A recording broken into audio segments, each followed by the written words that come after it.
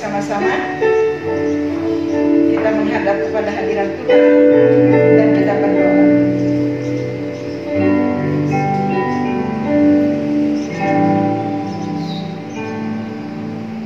Pagi hari ini kami bersyukur kepada Tuhan. Kami akan memulai ibadah kami. Kami mohon penyertaan Tuhan, pimpinan Tuhan dan Roh Allah memimpin acara ibadah kami dari awal, pertengahan dan sampai akhirnya. Kiranya pengurapan yang daripada Tuhan, kuasa daripada Tuhan terus memakai anak-anak Tuhan yang mengambil bagian dalam pelayanan yang kudus, pelayanan yang dipersembahkan untuk Tuhan di dalam ibadah perjamuan kudus kami yang kami adakan hari ini. Terima kasih ya Tuhan, Kau juga sertai anak-anak Tuhan yang masih dalam perjalanan. Kiranya percepat langkah mereka pada sampai di rumah Tuhan, dan kami bersama-sama akan memuji memuliakan nama Tuhan. Inilah permohonan doa kami, dan sekarang kami membuka ibadah kami ini di dalam nama Tuhan Yesus. Bersama-sama kita katakan amin. Bapak Ibu Saudara, kita bersyukur kepada Tuhan, kita kembali dapat beribadah pada pagi hari ini. Siap untuk memuji Tuhan? Amin. Sekali lagi, siap untuk memuji Tuhan? Amin. Kita mengangkat pujian untuk Tuhan. Terima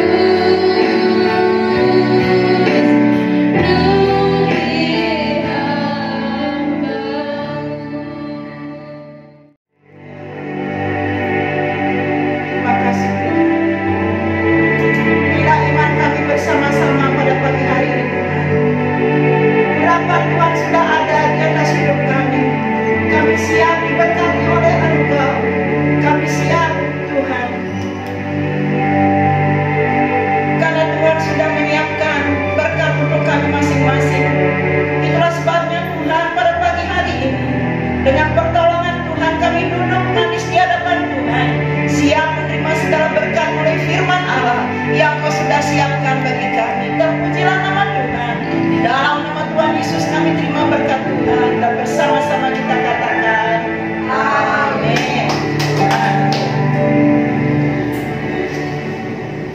Selamat pagi Bapak Ibu yang dikasihi oleh Tuhan. Kita bersyukur kembali ya.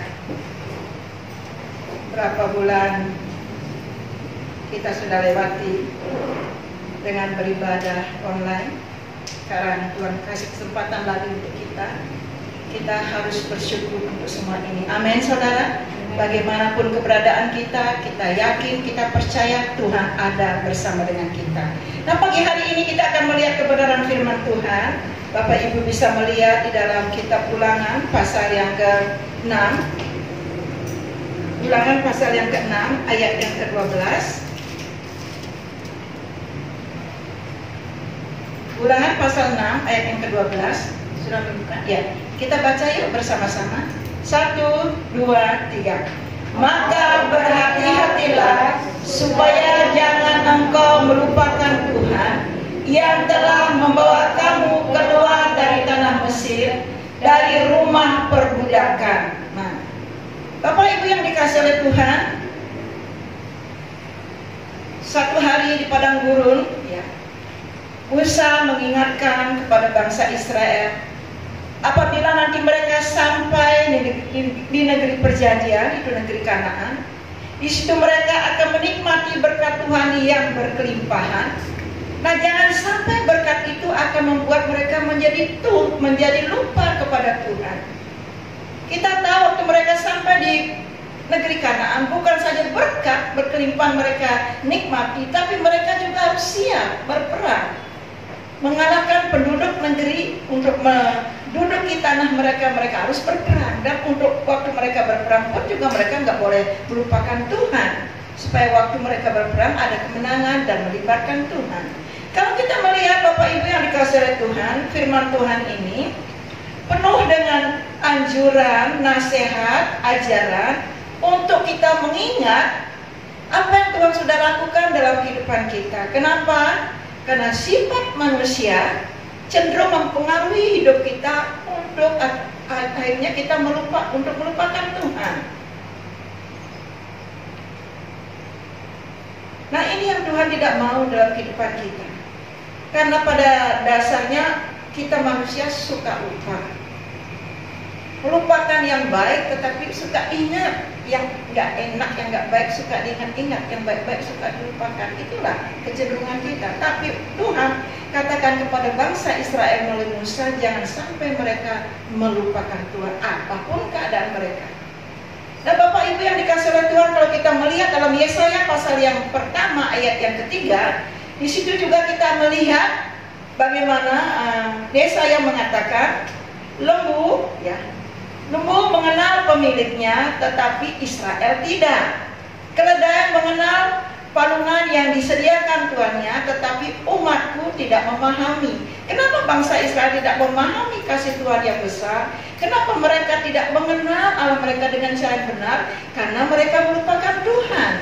Nah itulah sebabnya saudara, Tuhan berulang-ulang kali mengingatkan kita melalui firman-Nya, jangan sampai kita melupakan Tuhan apapun keadaan kita dan dimanapun kita berada.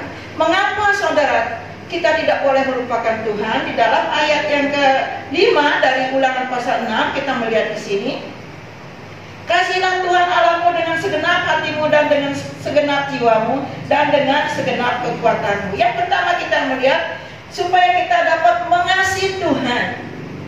Mengasihi Tuhan dengan segenap hati, dengan segenap kekuatan, dengan segenap jiwa, ini merupakan perintah yang pertama dan utama, harus tetap ada di hati dan pikiran kita. Kemanapun kita pergi, dimanapun kita ada, apapun keadaan kita, jangan sampai kasih kita kepada Tuhan menjadi hilang, berkurang. Saya yakin saudara adalah orang-orang yang sudah mengenal kasih Tuhan. Sekalipun kita mengalami ada di suatu masa di mana kita menghadapi pandemi ini, saya yakin kasih saudara kepada Tuhan tidak berkurang. Amin saudara. Ada yang berkurang kasih kepada Tuhan di sini? Ada yang sudah kehilangan kasih? Buktinya saudara datang ke gereja, hadir di rumah Tuhan. Ini menunjukkan bahwa kita tetap mengasihi Tuhan. Bahkan tiap hari semakin lebih lagi mengasihi Tuhan. Lalu yang kedua, saudara, mengapa kita tidak boleh melupakan Tuhan? Yang pertama, supaya kita dapat mengasihi Tuhan. Yang kedua, kita melihat dari ayat yang kedua, supaya seumur hidupmu engkau dan anak cucumu takut akan Tuhan Allahmu dan berpegang pada segala ketetapan dan perintahnya yang kusampaikan kepadamu, dan supaya lanjut umurmu. Dari ayat kedua ini kita melihat atau menarik berkat mengapa kita tidak boleh melupakan Tuhan, supaya kita tetap dapat memiliki rasa takut kepada Allah dan rasa hormat dan takut kepada Tuhan. Orang yang memiliki rasa hormat dan takut kepada Tuhan akan nampak dari apa yang dia lakukan dan bagaimana dia melakukan. Orang yang memiliki rasa hormat dan takut kepada Tuhan akan nampak dari apa yang dia lakukan dan bagaimana dia melakukan. Contohnya saja sehari-hari, saudara, sebagai orang yang bekerja untuk mencari nafkah, untuk mencukupi keluarga. Kalau kita memiliki rasa hormat dan takut kepada Tuhan, tentu kita akan bekerja, bukan dengan sungut-sungut, bukan dengan marah-marah, tetapi kita akan bekerja dengan segala kerelaan hati kita. Supaya apa? Supaya kita, berkat yang ada di depan kita ini dapat kita sambut dengan baik. Melalui kerelaan hati kita bekerja, bukan dengan sungut-sungut, bukan dengan marah-marah. Begitu juga dalam pelayanan. Kita melayani bukan karena terpaksa, tetapi kita melayani dengan rela hati. Begitu juga waktu kita memenuhi sehari-hari kita, saudara. Waktu kita membawa persembahan kita kepada Tuhan, baik itu ucapan syukur, persembahan persepuluhan kita, persembahan di hari ibadah raya. Kita membawa persembahan kita bukan karena dipaksa oleh gembala, bukan karena dipaksa oleh kebutuhan gereja, tetapi kita lakukan itu dengan kita bawa persembahan kita dengan rela hati. Amin, saudara. Melakukan segala sesuatu dengan rela hati, mempersembahkan kepada Tuhan dengan segala kerelaan hati kita. Ini adalah bentuk dan wujud rasa hormat kita kepada Tuhan. Kalau saudara menghormati Tuhan, lakukanlah pekerjaan, jangan dengan sungut-sungut, tapi dengan rela hati. Melayanilah dengan rela hati, bawa persembahan kita kepada Tuhan dengan kerelaan hati kita. Nah, lalu yang ketiga, saudara, mengapa kita tidak boleh melupakan Tuhan? Yang ketiga, supaya kita dapat bersyukur kepada Allah. Mazmur pasal yang ke-103 ayat 1 sampai dengan 3.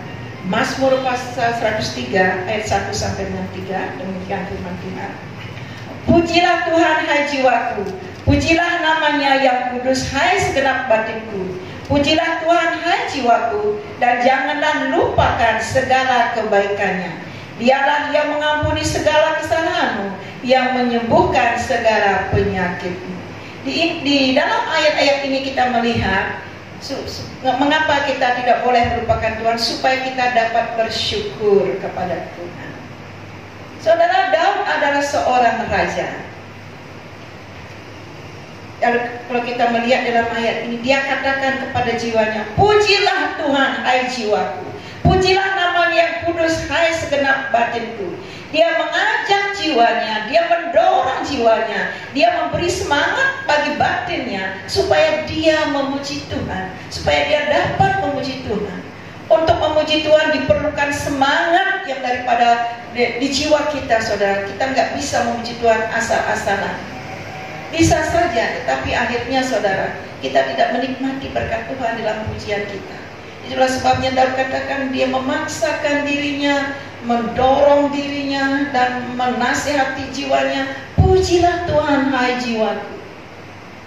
Dia seorang raja, pasti dia banyak ada kesibukan, melakukan tugas-tugasnya, pasti dia juga sangat repot.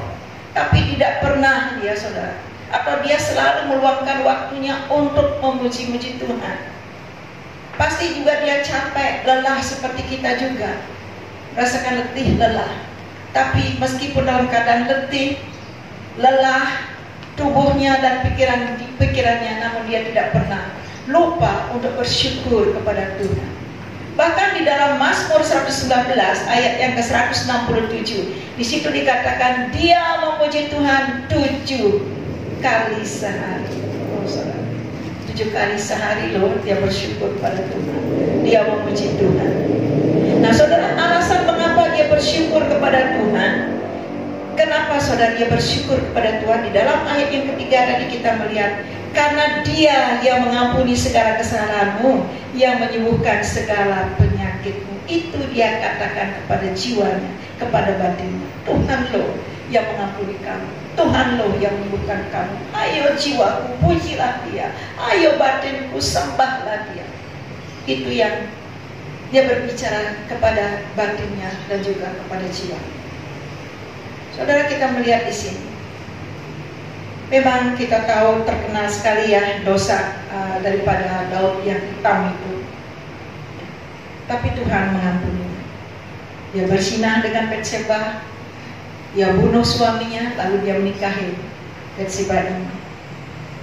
Dosanya hitam. Tetapi waktu dia disadarkan oleh Tuhan, dia datang minta ampun, mengakui kesalahannya, dan Tuhan mengampuni dia.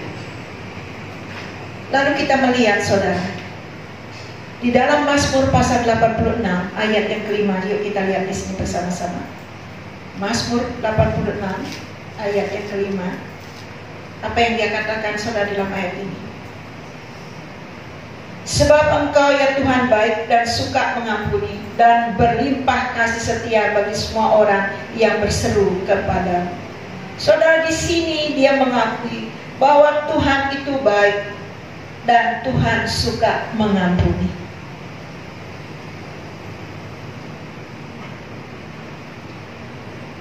Kita lihat pribadi daripada Daud. Berulang-ulang kali dia datang kepada Tuhan. Kalau dia melakukan kesalahan, dia minta ampun kepada Tuhan. Tuhan mengampuni dia. Di sini kita melihat kenapa? Karena dia tahu Tuhan yang suka mengampuni, Tuhan yang baik. Ternyata saudara, kalau kita lihat dari ayat ini, orang yang baik itu, yang sering kali kita lihat, saksikan, mungkin juga orang katakan, oh ibu ini baik loh, dia suka memberi. Dari kebaikan orang kita nilai karena dia suka memberi. Orangnya baik loh, kalau ketemu suka tersenyum. Di dalam ayat ini saudara, ternyata orang yang baik itu adalah orang yang suka mengampuni. Dia katakan Tuhan itu baik, dia mengampuni. Dan orang kalau dia baik, kalau orang itu baik, pasti juga dia suka mengampuni. Bagaimana dengan Daud? Daud juga orang yang baik. Memang dia pernah melakukan kesalahan, tapi dia sesungguhnya dia adalah orang yang baik karena dia juga suka mengampuni. Berulang-ulang Saul ya memojokkan, merendahkan dia, bahkan ingin membunuh dia, melenyapkan dia. Saudara, kesempatan ada untuk balas dendam, tapi dia tidak melakukan itu karena Daud mengampuni. Daud mengampuni Saul. Daud adalah pribadi yang suka mengampuni. Dia orang yang baik. Bukan saja dia suka mengampuni, dia juga suka memuji Tuhan, bersyukur kepada Tuhan. Saudara, mengampuni dan bersyukur kepada Tuhan ini adalah suatu paket, saudara. Ada hubungannya. Kalau kita melihat di dalam firman Tuhan yang lain, saudara, dalam perjanjian baru, firman Tuhan Yesus katakan, kalau kita mau mempersembahkan persembahan kita kepada Tuhan, kalau kita ingat sesuatu di hati kita terhadap sesama kita, tinggalkan dulu persembahan itu, bereskan dulu hal-hal yang mengganjal di hati kita itu dengan sesama kita, baru kembali datang membawa persembahan kita kepada Tuhan. Kalau ada orang lain melukai hati kita, ampuni dulu. Nah, contoh saudara, biar terjadi pemulihan di hati kita. Setelah hati kita dipulihkan, baru kita datang memuji, menyembah dia, berdoa. Saudara, kalau ini yang kita lakukan dalam kehidupan kita, maka akan ada hal-hal yang luar biasa yang Roh Kudus kerjakan dalam kehidupan kita. Saudara, mungkin juga saudara sudah, bukan hanya mungkin, saya percaya saudara pernah mengalami, bahkan sudah mengalami berulang-ulang kali. sampai saat ini. Saudara datang kepada Tuhan dengan hati yang sudah dipulihkan, amat beda kalau kita datang kepada Tuhan dengan hati yang dipenuhi dengan kemarahan, kekesalan. Hasilnya beda. Kalau kita datang kepada Tuhan, menyembah Tuhan, memuji Tuhan dengan hati yang sudah dipulihkan, maka jiwa kita akan dipuaskan oleh Roh Kudus dan hati kita ini akan disedarkan. Tidak jarang di situ ada, saudara, sesuatu yang Tuhan lakukan, tubuh kita yang lemah dikuatkan, bahkan sakit kita dijamah oleh Tuhan karena kita datang dengan hati yang sudah dipulihkan oleh Tuhan.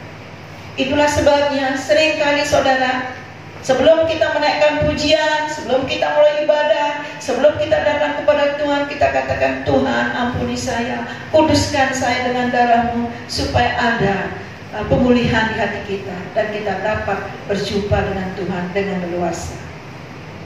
Nah, Bapak Ibu yang dikasihi oleh Tuhan, mengapa kita tidak boleh melupakan Tuhan?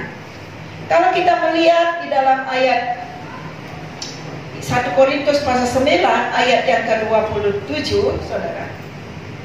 1 Korintus pasal yang ke-9 ayat yang ke-27.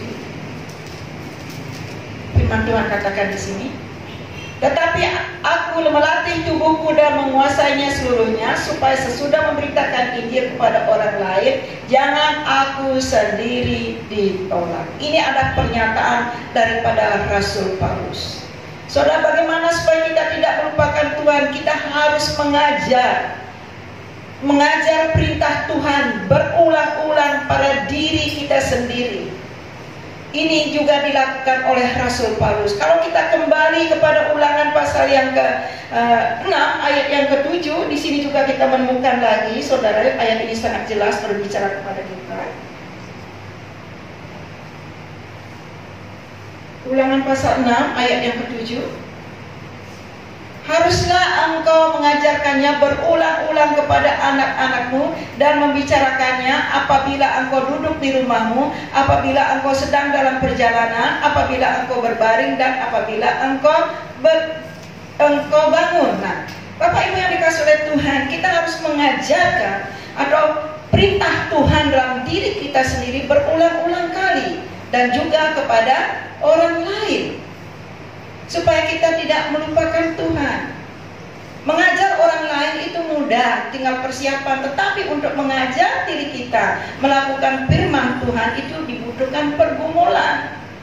Tidak cukup kita mengajar diri kita dengan firman Allah sekali, harus berulang-ulang kali. Seperti tadi juga Rasul Paulus lakukan dalam hidupnya. Rasul Paulus adalah seorang pemberita, seorang pengajar, seorang pendidik. Dia bukan hanya mengajar, tetapi dia juga mengajar dirinya. Dia melatih tubuhnya supaya dia dapat menguasai hidupnya, menguasai seluruhnya, agar dia dapat mematikan keinginan dagingnya dan dia menghidupkan keinginan roh, sehingga dia dapat melakukan keinginan Roh Kudus dalam kehidupannya. Kenapa?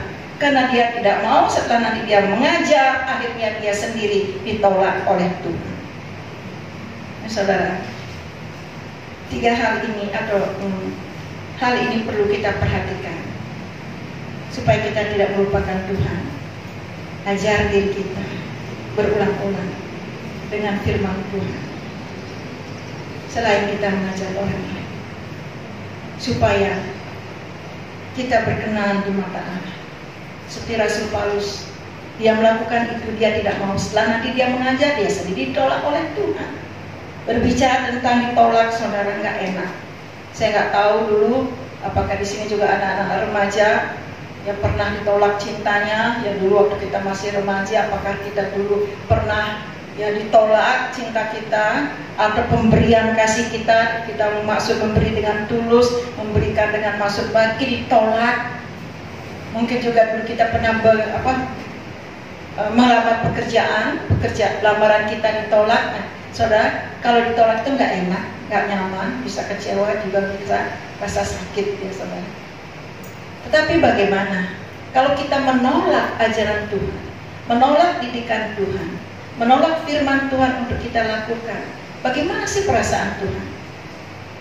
Apakah hati Tuhan juga kecewa, terluka kalau kita tidak mau? atau menolak didikan Tuhan, menolak untuk melakukan firman Allah? Saudara pasti punya jawabannya. Kita sebagai anak-anak Tuhan, mari kita akan mengajar diri kita berulang-ulang dengan firman Tuhan, supaya kita tidak melupakan Tuhan. Amin saudara. Nah, sekarang saya ingatkan sekali lagi, supaya kita semua, bukan hanya saudara, saya sendiri juga mengajar diri saya terus, melatih diri saya terus untuk belajar dan mau diajar oleh Tuhan, supaya suatu hari nanti waktu kita bertemu dengan Tuhan, Tuhan mengenal kita, Tuhan tidak menolak kita karena Dia mengenal kita sebagai orang yang mengasihi Tuhan, sebagai orang yang menghormati Tuhan, sebagai orang yang tahu berterima kasih dan bersyukur kepada Tuhan, sebagai orang yang tidak melupakan apa yang Tuhan lakukan dalam kehidupan kita. Nah, pada pagi hari ini tentu saja kita tidak melupakan kasih Tuhan, pengorbanannya di atas kayu salib. Kita akan mengambil perjamuan kudus, dan perjamuan ini juga akan mengingatkan kita akan kasih Tuhan. Minta WL singer maju ke depan. Kita akan menaikkan pujian kasih dari surga. Kasih dari surga memenuhi tempat ini. Kasih dari Bapa surgawi. Kasih dari Yesus mengalir di hati. Membuat damai di mengalir kasih dari tempat ini, mengalir kasih dari kata Allah,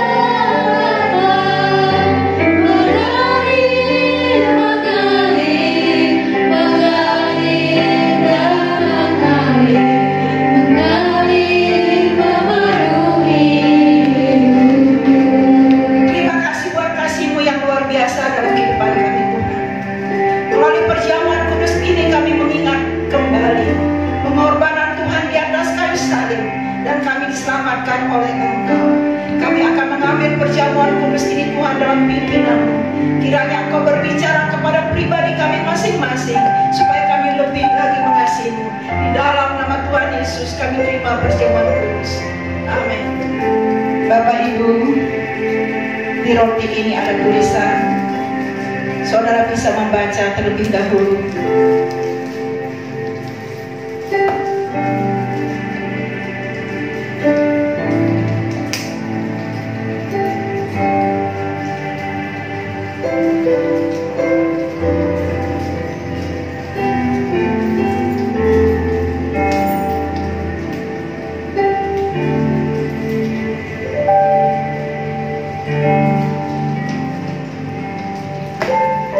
Mari kita bangkit berdiri bersama-sama.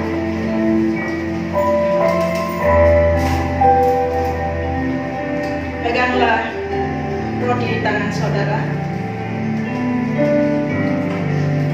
Sebab apa yang telah kuteruskan kepadamu telah aku terima dari Tuhan, yaitu bahwa Tuhan Yesus pada malam waktu Ia diserahkan mengambil roti, dan sesudah itu Ia mengucap syukur atasnya, Ia memecah-mecahkannya dan berkata, saudara angkat lebih tinggi lagi, inilah tubuhku yang diserahkan bagi kamu, perbuatlah ini menjadi peringatan akan aku.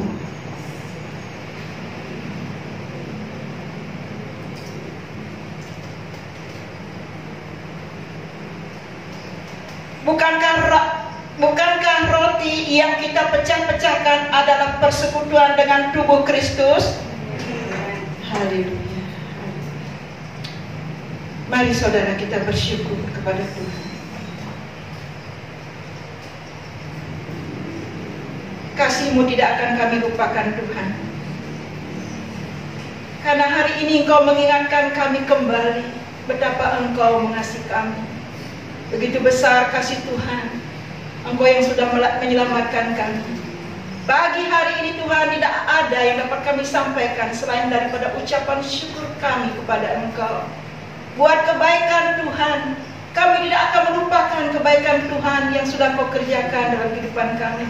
Kami tidak akan melupakan bahwa Engkau-lah satu-satunya yang menyelamatkan kami. Kami tidak akan melupakan karya Tuhan di atas kayu salib. Semua itu Engkau lakukan untuk kami.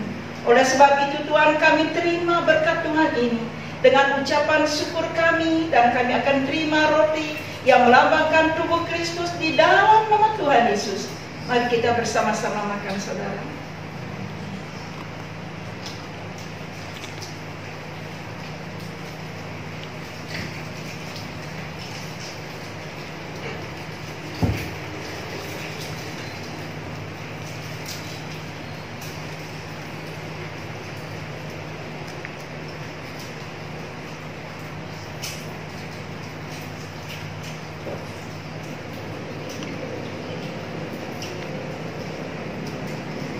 Pegang air anggur di tangan kanan kita.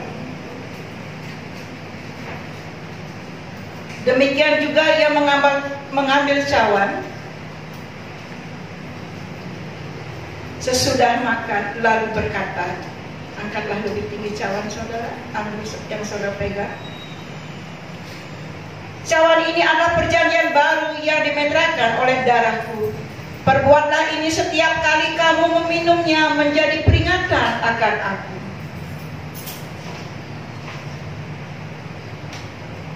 Bukankah cawan pengucapan syukur yang atasnya kita ucapkan syukur adalah persekutuan dengan darah Kristus? Haleluya. Terima kasih. Mari kita bersyukur kepada Tuhan kembali. Haleluya, haleluya. Darah Yesus, darah perjanjian, yang di dalamnya kami diselamatkan, dosa kami dihapus, kami ditebus daripada tangan yang tidak bertanggung jawab atas kehidupan kami, yang menjerumuskan kami kepada maut. Sekarang hidup kami ada dalam tangan Tuhan, karena darah Yesus sudah menguduskan kami. Darah Yesus menyucikan kami. Darah Yesus memampukan kami untuk kami bersekutu dengan Engkau. Hidup kami ada dalam tangan Tuhan. Kami bersyukur buat kebaikan Tuhan. Dan sekarang kami menerima berkat yang daripada Allah, berkat yang kudus, berkat pengampunan, berkat penyucian di dalam nama Tuhan Yesus. Mari kita minum bersama-sama.